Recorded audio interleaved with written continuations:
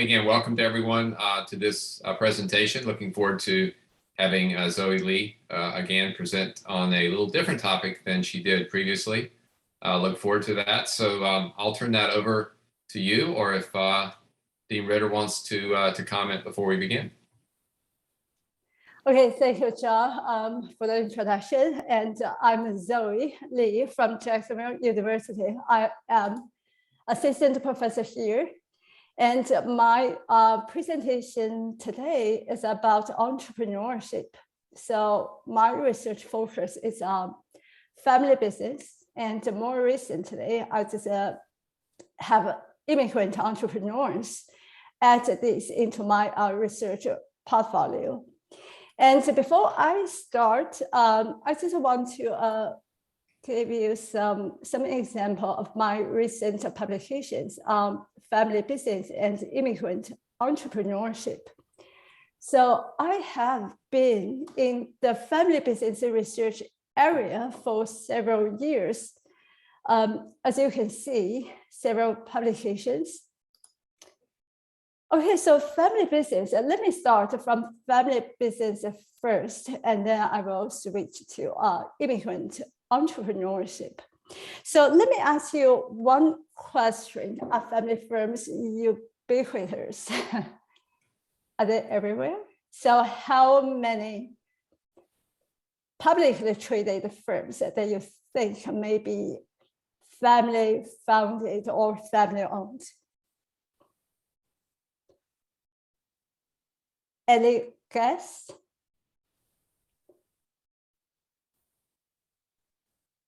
So one third? I'd say 15% as a guess. 15%. Maybe that's a good, I'll go with that. That's an interesting question. Okay, so 15% from Sean, anyone think it may be greater? Okay, so actually for largely publicly traded firms, large publicly traded firms, so 1/3. If we use S&P 500 or 1500 or Fortune 1000, it's usually about 34, 35, about that number for the percentage. And regarding the small firms, kind of 90% can be defined as family businesses. So absolutely, it's ubiquitous. And that's the example in the United States. But if we look at European countries, that number even larger. For the publicly traded firms, it may be above 40%. And in East Asia, like in Japan, South Korea, China, Singapore, those countries, so pretty similar to the European countries. Okay, so if family firms are ubiquitous around the world, why we study family firms instead of just general firms? Do they differ from other firms, non-family firms? So that's the question. So in the past several decades, many researchers look at the uniqueness associated with family firms. There's one study published on Journal of Management in 2012. It's a literature review paper on family business research. So they use a very good framework to review the literature on family business. I like the framework. It's based on willingness and capability. So whether family firms are more able to do something or they are more willing to do something, right? So they just develop a 2x2 typology based on willingness, intention. Do they have different intention? And the other dimension is capability. Are they superior or inferior on something, right? So here, I just use this framework to review family business research first, and then I will introduce my study. So if we look at the capability dimension, That's the resource, primarily based on RBV, the resource-based view.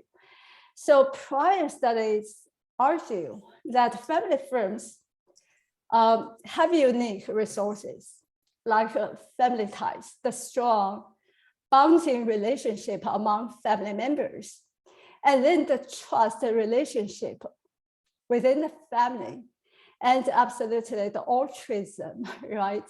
And then family unique identity. So if we think about firms like Walmart, the founders' impact on the firm, and then the involvement of the family members within the firm, right, in the leadership, in the dominant coalition. And we can see that over many years, Walmart outperformed other traditional retailers like Kmart, Sears, JCPenney, all those traditional retailers, right? So absolutely the family ties, the story of the founder, the identity of the family play a big role in the firm's, over years, consistent strategic planning. Yeah, real quick, Zoe, I apologize for interrupting. Are you intending to advance the slides right now? Yeah, so it's in slide 5. Can you see it? Okay, I'm seeing only the first slide.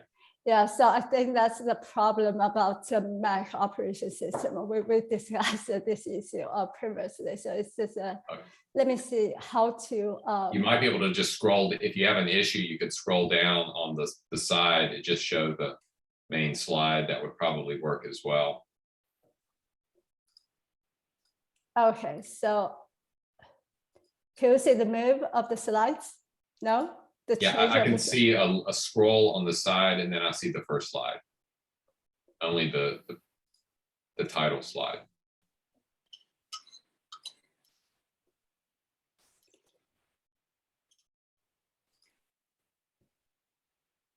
So how about right now? No, still not seeing that. And we see the PowerPoint window, not the launched presentation, but the window that shows the slide and then the other slides on the side. We see that, but we don't see them advancing. I think we see your cursor too, Zoe. Right. Yeah, I saw it there for a second. Yeah, we're seeing the whole screen. So if you were to manually move, it might actually show the slides. Okay. I can't tell.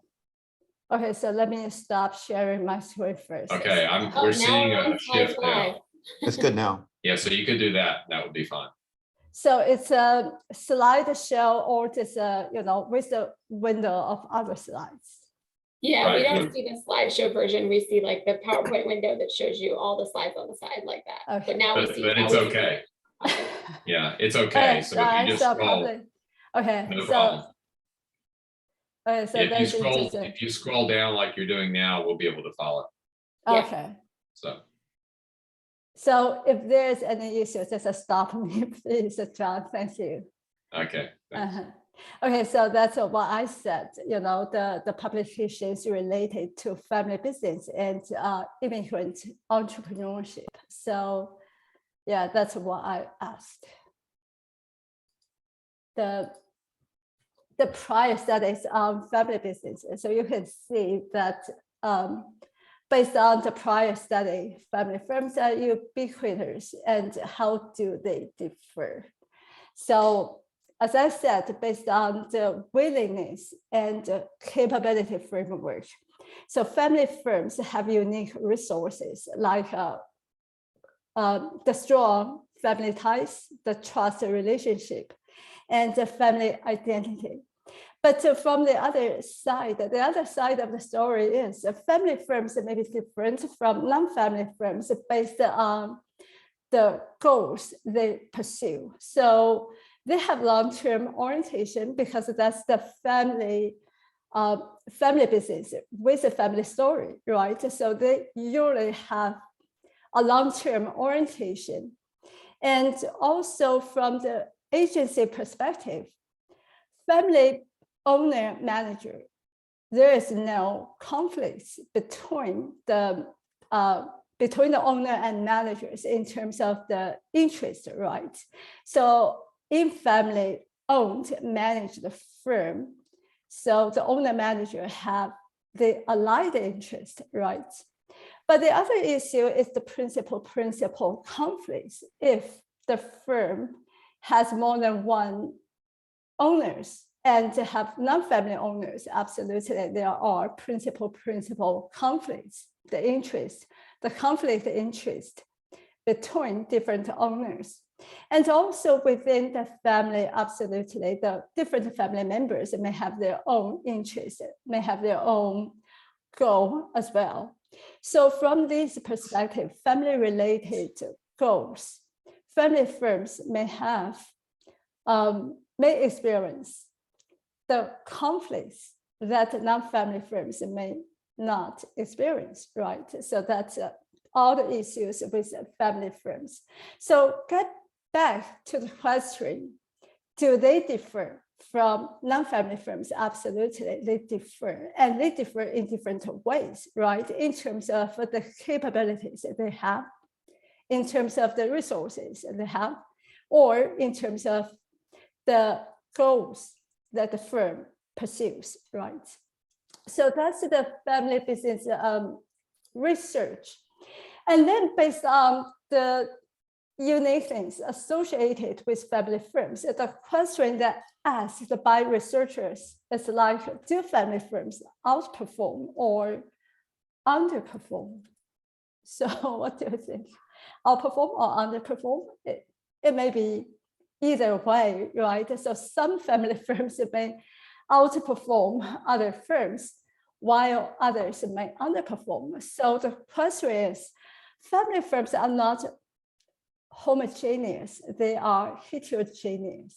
So we want to explore which kind of family firms or what characteristics make the family firms outperforming, and what characteristics make the family firms underperforming, right?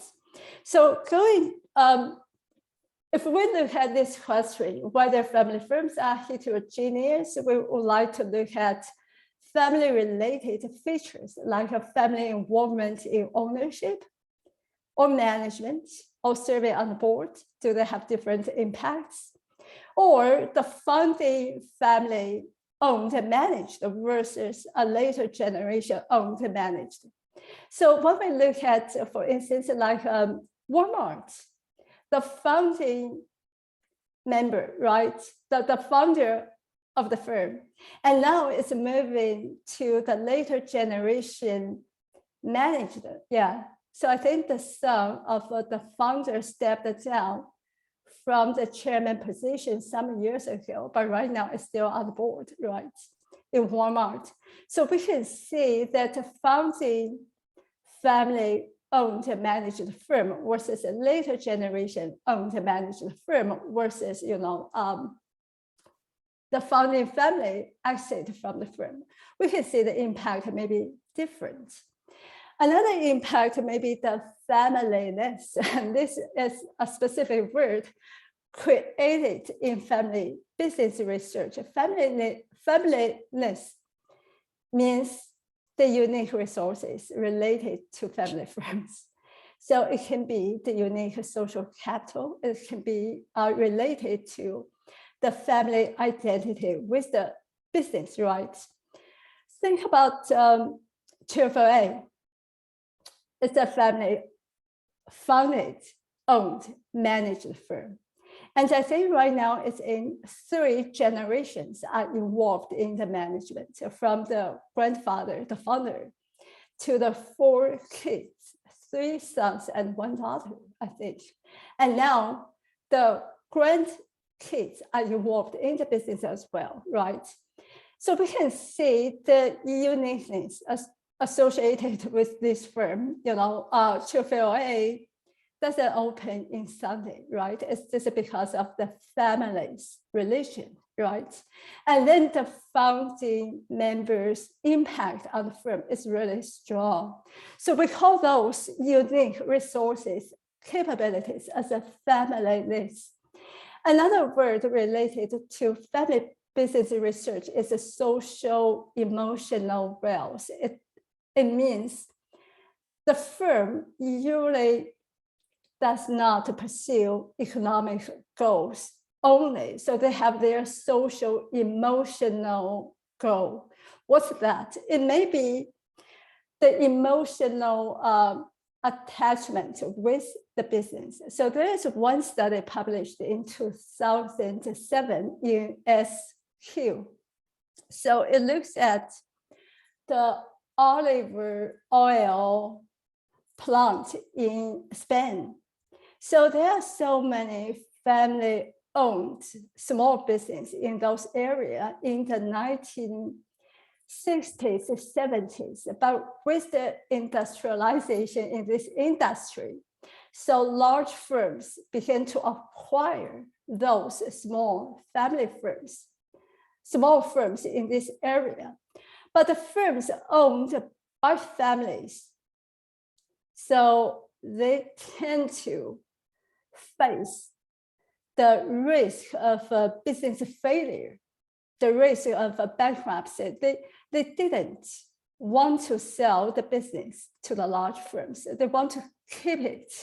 So it's just like a baby of the family. They just didn't want to give up the control of the firm, even though it may lead to the bankruptcy, the closure of the firm. So based on that study, the researchers proposed this concept of the social emotional wealth. And that means family firms usually do not pursue economic goals merely. So they have their social emotional goal. What's that? It may be the transgenerational succession intention. For instance, they tend to pass the business to the next generation. It may be some personal attachment with the business. So those things. So as a summary, family business research is a very promising research area. It just generates many avenues, research avenues in this area. So based on RBV, resource-based view, family researchers argue that family firms have unique resources. And based on agency theory and the intention related theory, so they argue family firms that they have unique goals. For instance, the transgenerational in succession intention goal, right? Non-economic goal. So that influences the family firms' behavior. So how they behave and how they perform. And based on the family business research literature, this study is published in 2016, some years ago, on the heterogeneity of a family firm innovation. And the question we ask in this study is whether family firms are more or less innovative. I think the answer is it depends on, right? It depends on their goal, the pursuit. It depends on the resources that they have. So we base our study on the social emotional wealth, the pursuit of family, controlling family, founding families, the pursuit of social emotional wealth, as well as family governance. For instance, family may pursue non-economic goal, but because of the dominant coalition, the family's control of the firm, so they have the power and the legitimacy to influence the setting of the goal within the firm. So one study published on ETP, the entrepreneurship theory and practice, they argue that the social emotional wealth pursued by family firm differ within family firms, right? The heterogeneity of family firms, do you remember? So some firms, some family firms, they have restricted the social emotional wealth goal. And other family firms, they may have a very extended social emotional wealth goal. What does it mean? So think about a firm. If we compare like a Walmart with a firm, maybe a regional firm. So previously I met with a founder of a microbrewery company in Florida, about Jacksonville, in this area. So that's a family firm. The whole family are involved in the business, the microbrewery industry, right? The mom and one son take care of the operation section. One son is in charge of a marketing, and the daughter is in charge of the finance, So you can see the whole family work together. And that's, the question I ask to the owner is, what's your goal for the future? So do you have any long-term goal for your firm? Because the parents, absolutely, they are in their 60s. Do you have any retirement plan? And after that, what's the future for this firm, right? Any succession plan for your kids? And they said no at that point. And we can see that the firm, the top managers, the managers are the family members, and they do not have plan to invite non-family members into the top management team. So we can see there may be an issue for the sustainability of the firm, right? So we can say that the social emotional wealth can be either restricted to the family or extended to non-family members. Miller, Liberton Miller, they are great scholars in family business research in University of Montreal in Canada.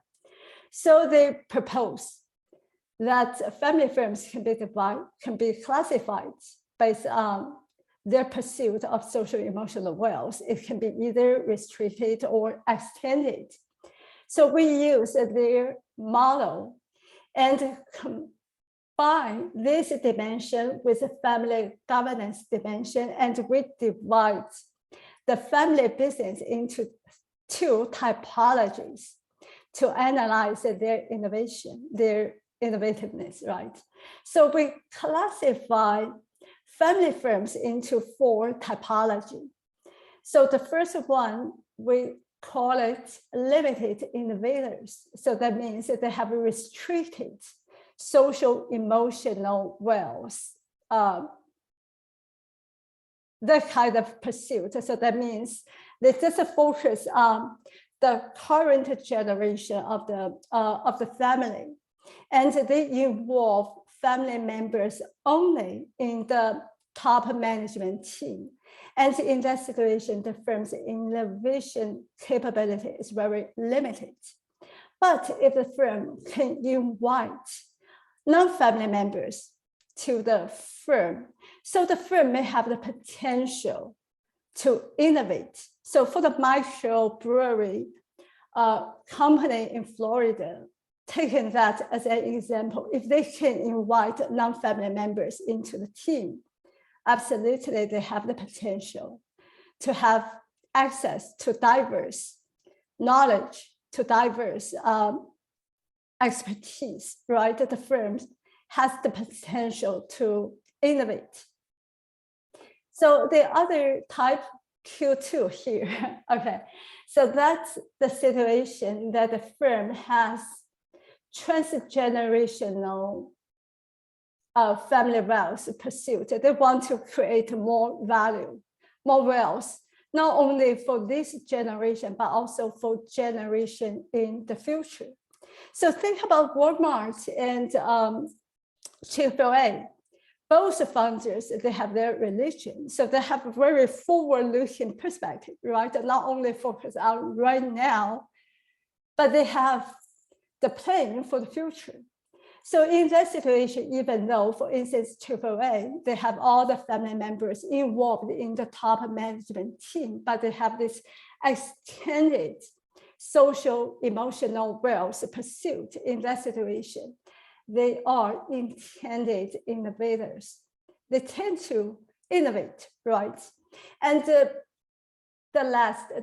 fourth typology is the active innovators. They not only have extended social emotional wealth, they invite other non-family members into the firm. So the growth can be sustained, right? The firm is really active on innovation. So that's the conceptual paper we developed to provide some understanding regarding family firms innovation, because sometimes we argue, yes, family firms are innovative because they have long-term orientation, right? They pursue the growth of the family wealth, right? They are motivated to grow the wealth over a long term, right? But that's not all the case, right? Family firms are not homogeneous, they are heterogeneous. So we use this 2x2 typology to analyze the heterogeneity of a family firm innovation. Do you have any questions here? I want to stop a while and to see any feedback. Hi, Zoe. I just had a question about, a silly question, but how do you define family firm? Is it, what's the precise definition? Okay, that's a great question, Tom. Okay, so people just use different, definitions. So when we say definition, we have a conceptual definition, and we have an operationalized definition, right? So one paper published on ETP, they discuss the definition of family firm. So absolutely, the involvement of different family members. For instance, like Steve Jobs, he founded Apple. So whether the firm is a family firm, absolutely no, because there is no other family members are involved in the business, right? So to operationalize the definition in an empirical study, we usually use more than one family members involved in ownership or management. So it means ownership is not enough. There are so many large shareholders, big shareholders, right? But they have to be involved in the business. So that means, okay, either on the board of directors or taking the managerial position within the firm, but not only one family member, it should have more than one family member. So if we use the publicly traded firm to do the empirical study, we usually look at the owner, and then they have to disclose any relationship, family relationship among the large shareholder, right? So if the largest shareholders, they have any relationship like a marriage or from the similar family, father, son, siblings. So they have to disclose this kind of information. So we use the 10K and look at the relationship there to identify the family firms. Okay, appreciate it. Thank you. Mm-hmm. I'd like to ask a question. Perhaps I should save this to the end, but I'll ask it now since you opened the floor. One of the themes so far seems to be the heterogeneity of family firms, and I find it interesting when family firms are discussed just in common research discussions. They're sort of presented as a monolithic group, like they have something that family firms do, and then other firms are very different, or what have you.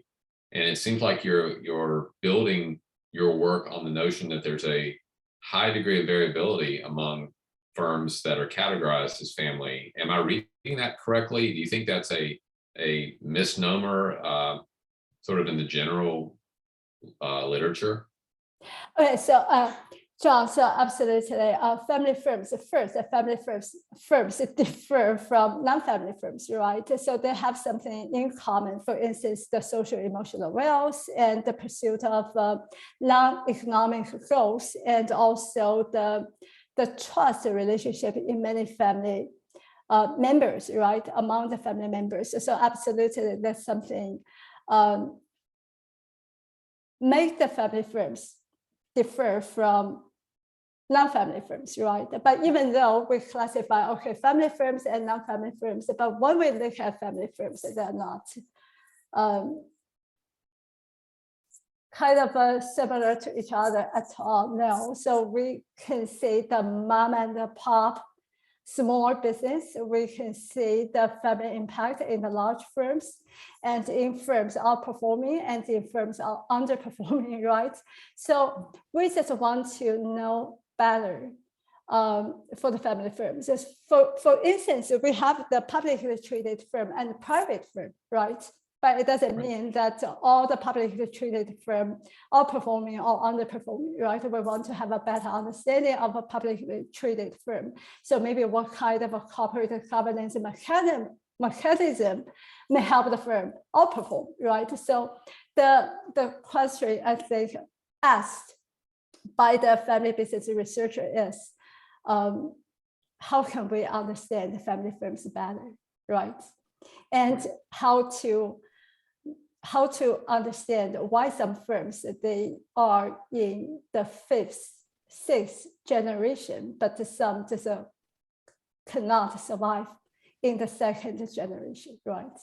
So do you know that Fidelity Investments right now is in the fourth generation? The CEO is a female, the granddaughter of the founder, the third generation, yeah. So we can see that family firms absolutely are ubiquitous. But as we discussed so far, yeah, some features make them outperforming and some features make them underperforming. Does that make sense? It does. It does. Thanks for clarifying. Sure, thank you for the question. So how about let me move forward to other research so that we can have another question and answer section in following. So another paper was published in 2017. That paper looked at the existing firm, the corporate entrepreneurship in the existing firm. And the question we ask is whether firms differ in terms of corporate entrepreneurship. Because when we discuss entrepreneurship, I think people may think about the new startup, right? The small business new startup. But when we look at firms like Google, Apple, Amazon, we know they are pretty entrepreneurial. We can see the new venture developed internally by the firm, right? The Google venture, Apple new projects from Apple, and also Amazon, you know, the many new initiatives from those firms. So we use corporate entrepreneurship to describe the entrepreneurial activities within an existing firm, right? So those firms, existing firms, absolutely, they differ in corporate entrepreneurship. So our research focus of this paper is to look at also the heterogeneity of CE in family firms. So whether they are more likely or less likely to have corporate entrepreneurship within the firm. And we also use the two dimensions. One is the transgenerational succession intention. The other dimension is the capability, families' capability on knowledge acquisition. So we developed the typology based on these two dimensions. So that's another paper. I want to move a little bit faster to the immigrant entrepreneurs because that's a different research area that I have interest on. And this paper published last year looked at both factors, family involvement and the founders, the entrepreneurs, immigrant status. The question we asked in this question is how do immigrant status plus family involvement plus the use of startup capital influence the firm's survivability? The question was, I began to have a research interest on immigrant entrepreneurship because of the pandemic. You know, after the pandemic, during the lockdown, we stayed at home. And I have many friends, they are immigrants, just like me. So they have their business. And some of them have struggles to survive during the pandemic. So I began to look at the difference between the immigrant entrepreneurs and native entrepreneurs. And I began to do some research during that time. So the theoretical framework we use is the RBV, the resource-based view. I think immigrant entrepreneurs, they have resource endowments to some extent, but also resource constraints. So that means they do not have access to some critical resources, critical to their business survival, business success. Prior study look at, immigrant entrepreneurship study look at the culture difference that faced by immigrant entrepreneurs, because they immigrate into a new country, they have to face the new culture. So the foreignness they experience, everything is new language, maybe new culture, right? New institutional norms. So everything is new. They have to overcome this barrier to start up their business. So once the business is started up, they have to face the challenge from everything, reach out to the customers, to have the finance from banks, right? Apply the loans from the banks. So how about the linguistic barrier, the culture knowledge of the new country, right? So that's the challenge faced by immigrant entrepreneurs. And there are lots of studies discuss that immigrant firms, they, most of them, they are pushed by the situation, either pulled by the entrepreneurial opportunity. So they start their business not because there is a great entrepreneurial opportunity. They are not pulled by the opportunity. They are pushed by the situation, by the limited employment opportunity, right? The disadvantage on the job market and all those factors. So based on those arguments, the hypothesis we propose is immigrant-founded firms, immigrant entrepreneurs are less likely to survive. So that's our first hypothesis. But we look at another factor, that's the family involvement. I have many friends, they started their business in the United States, immigrant from a different country, but the whole family are involved in the business. And also they borrow the money from family, right? So family members just provide free labor, provide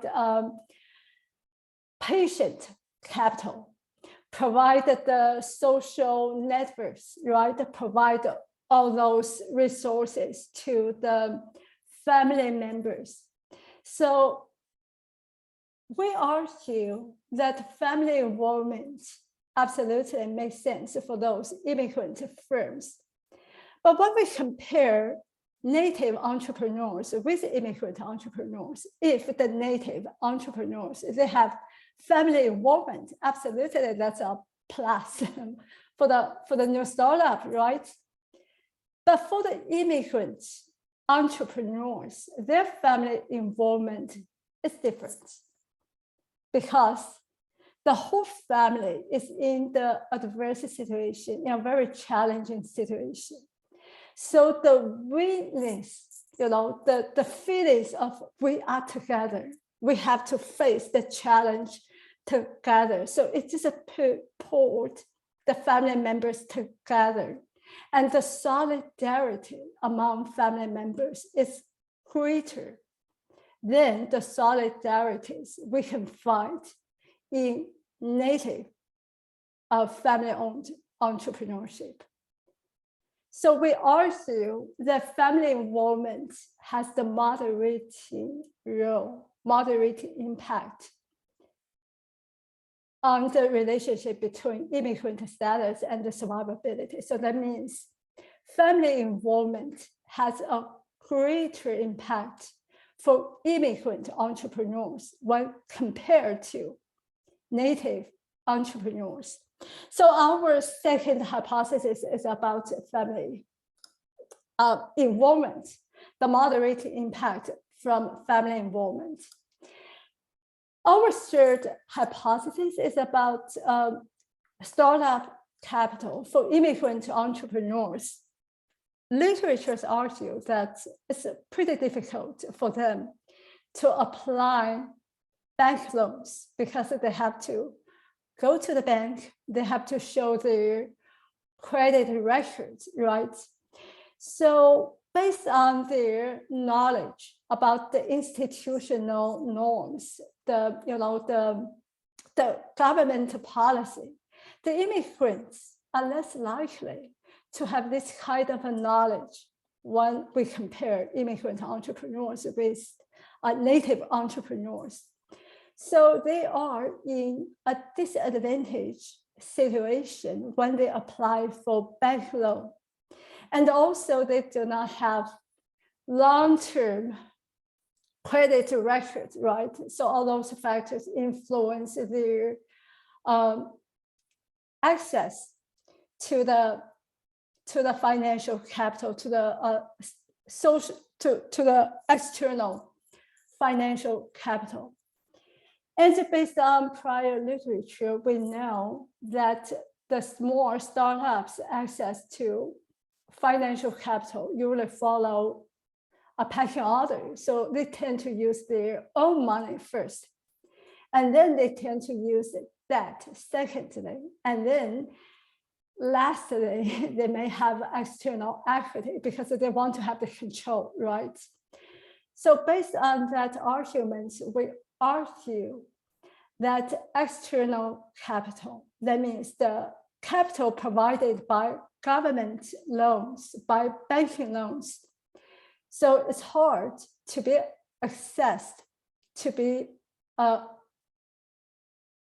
obtained by the immigrant entrepreneurs. So the third hypothesis is the positive moderating impact of family involvement on that relationship is either strengthened by the increased use of a startup capital. So that means the more access to the startup capital, the more likelihood for the firm to survive. We use the SBO, the Survey of Business Owner. I think it's done by the Census Bureau in 2007. And the data was released in 2012. We use this data and we use the legit model, and we do the hazard, the survivability analysis by using this model. And these are the measures. How do we measure the survivability? It's a binary, a variable. Immigrant, a binary variable, family business, based on the survey question. And we also control other variables like industry, firm size, owner age, education, self-employment, and so on and so forth. So using the legit model, we found strong evidence to support that immigrant entrepreneurship are less likely to survive when we compare them with native entrepreneurship.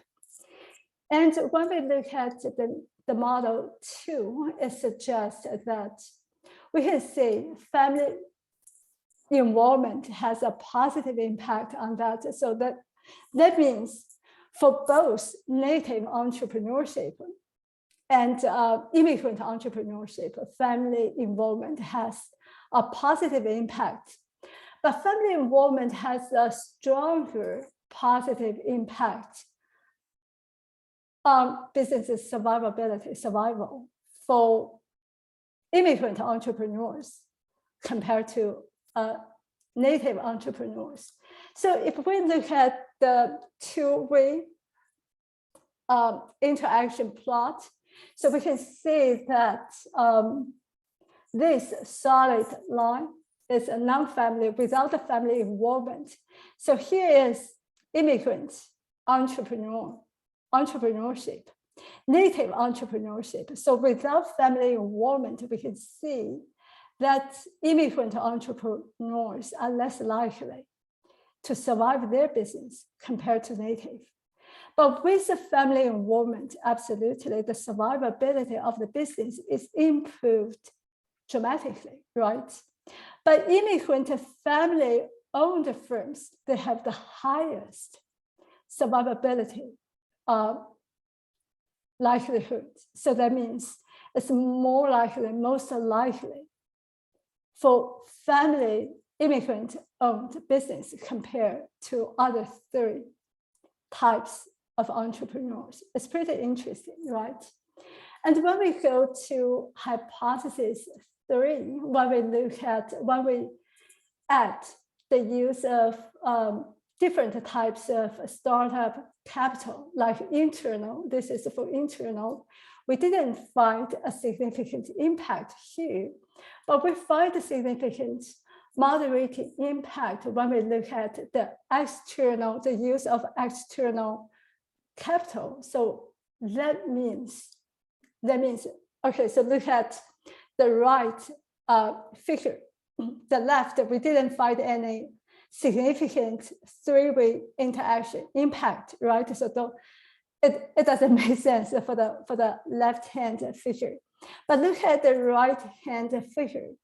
The bottom line here is no family involvement, low external capital. So that means when firms are not family-owned firms and they have very few external capital, just the bank loans, government loans, right? So immigrant entrepreneurs are less likely to survive compared to native, right? So the second bottom line is here. That's non-family involvement but high external capital. That means, okay, just no family involvement, but they have high levels of external capital. So the survivability level is improved, right? And this long dashed line, this line is family involvement, but have very limited access to external capital. And this line is family involvement with high levels of external capital. So we can see that one family is involved in the business and the family business has the access to the bank loans, government loans. They have the highest survivability rates. So it's just to support our argument that immigrant status has a negative impact on firm survivability. It's pretty hard for immigrant entrepreneurs to survive when we compare them with native entrepreneurs.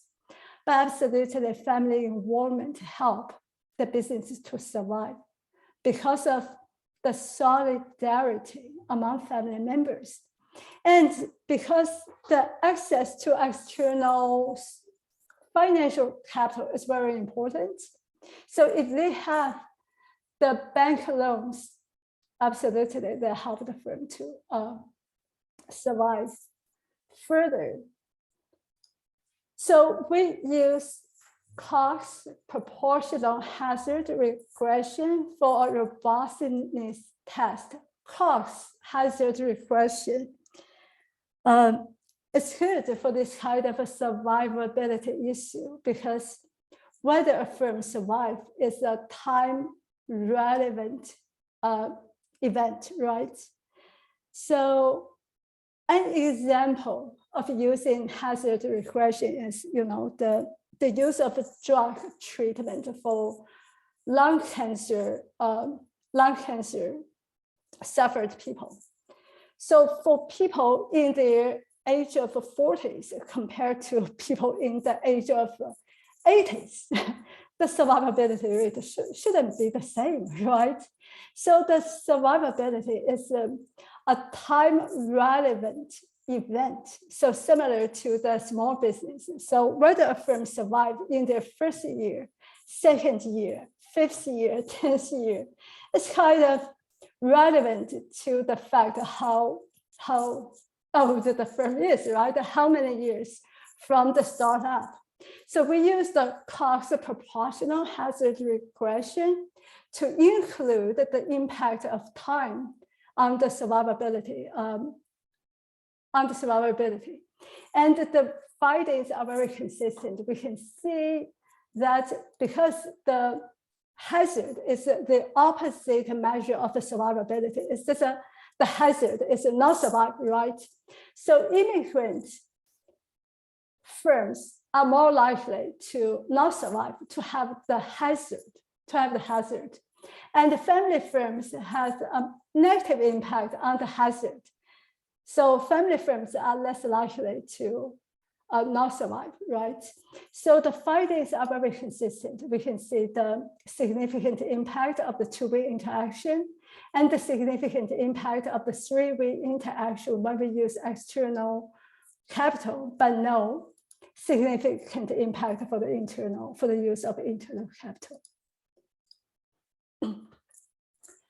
Okay, so the conclusion is discussed previously, from the three hypotheses. Yes, immigrant status absolutely has an impact on firm survivability, and the family involvement make a different impact in immigrant entrepreneurship compared to native entrepreneurship.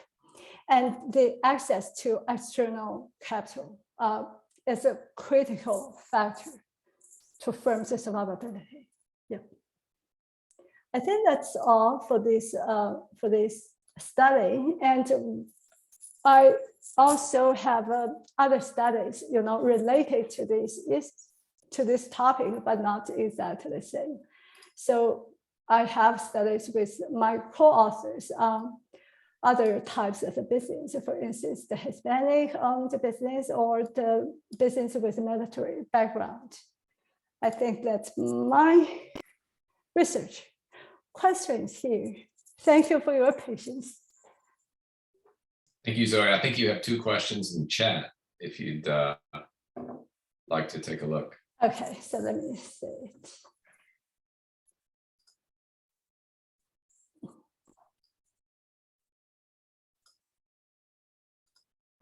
Oh, I have several chats here. Okay, tell me a question here.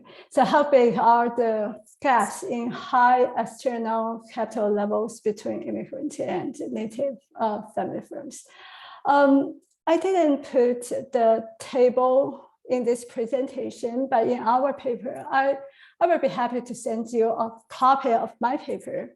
So you can see a table in the paper presenting the t-test for the external capital. So which is use the survey data. So they look at the government funds, the bank funds, the loans from family members and their friends, the capital from investors, investors, and they have different sources. So it's interesting when you do the t-test. It's significant for almost for all the source of capital. And for the external capital, native entrepreneurs absolutely are above, greater than the immigrant entrepreneurs. But for the internal, for instance, borrow money from family members and from friends, it's very high for immigrant entrepreneurs compared to native entrepreneurs. Yeah.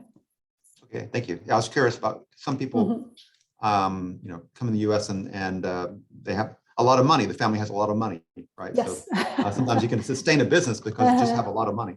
Yeah.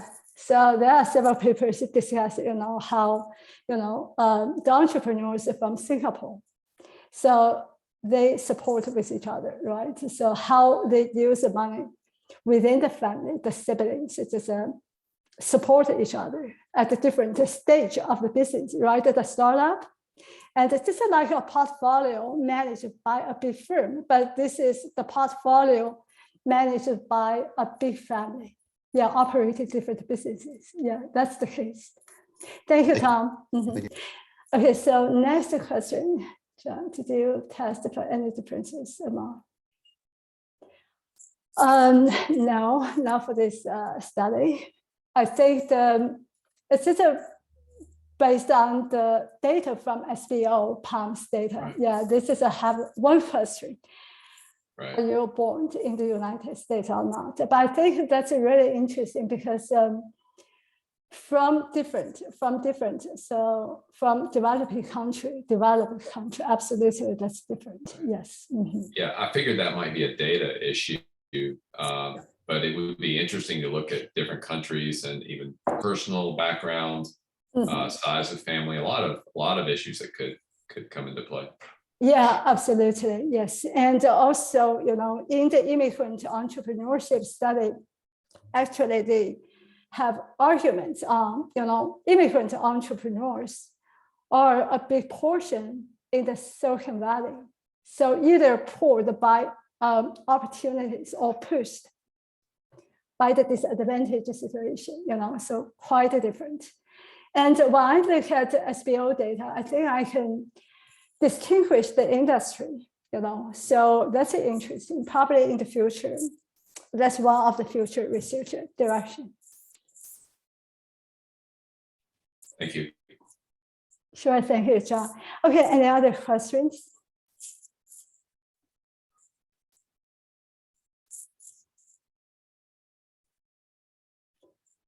Okay, I think that's all for today. You know, the different research.